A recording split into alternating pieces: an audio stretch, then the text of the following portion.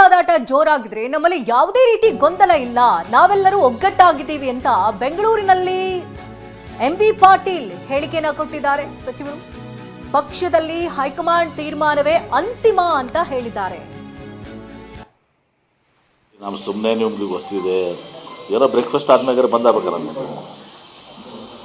2 breakfast ಆಯ್ತು. ಈಗ ಅದು ಸಿ ಎಂ ಅವ್ರ ಮನೇಲಿ ಒಂದು ಬ್ರೇಕ್ಫಾಸ್ಟ್ ಆಯಿತು, ಡಿ ಕೆ ಶಿವಕುಮಾರ್ ಅವ್ರ ಮನೇಲಿ ಒಂದು ಬ್ರೇಕ್ಫಾಸ್ಟ್ ಆಯಿತು. ಏನು ತೋರಿಸ್ತದೆ ಅದು? ನಮ್ಮಲ್ಲಿ ಯಾವುದೇ ಗೊಂದಲ ಇಲ್ಲ, ಎಲ್ಲರೂ ಭಾಳ ಸ್ಪಷ್ಟ, ಎಲ್ಲರೂ ಒಗ್ಗಟ್ಟಿನಿಂದಿದ್ದಾರೆ.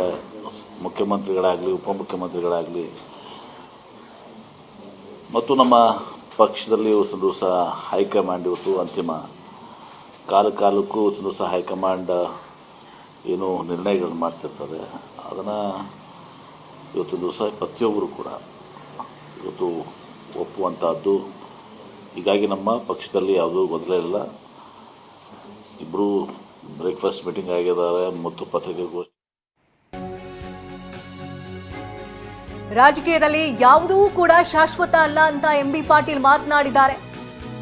ಸಿಎಂರನ್ನೇ ಅನುಸರಿಸ್ತಾ ಇದ್ದಾರೆ ಅವರ ಆಪ್ತೇಷ್ಟ ನಾಯಕರು. ಎಂಬಿ ಪಾಟೀಲ್ ಕೂಡ ಈ ಸಂದರ್ಭದಲ್ಲಿ ಯಾವುದೂ ಕೂಡ ಶಾಶ್ವತ ಅಲ್ಲ ರಾಜಕೀಯದಲ್ಲಿ ಎನ್ನುವಂತಹ ಮಾತುಗಳನ್ನಾಡಿದ್ದಾರೆ.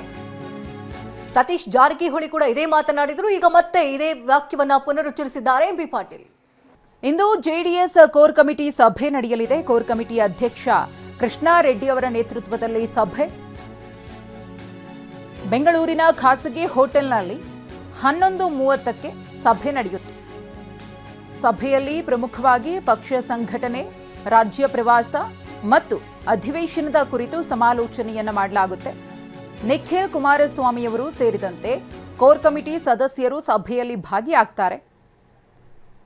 ಒಂದು ಪಕ್ಷ ಸಂಘಟನೆ, ರಾಜ್ಯ ಪ್ರವಾಸ ಮಾಡುವುದು, ಹಾಗೆಯೇ ಸೋಮವಾರದಿಂದ ಆರಂಭವಾಗುವಂತಹ ಚಳಿಗಾಲದ ಅಧಿವೇಶನದಲ್ಲಿ ಆಡಳಿತಾರೂಢ ಕಾಂಗ್ರೆಸ್ ಪಕ್ಷದ ವಿರುದ್ಧ ಹೇಗೆ ಹೋರಾಡಬೇಕು ಅನ್ನೋದರ ಕುರಿತು ಚರ್ಚಿಸಲಿದ್ದಾರೆ.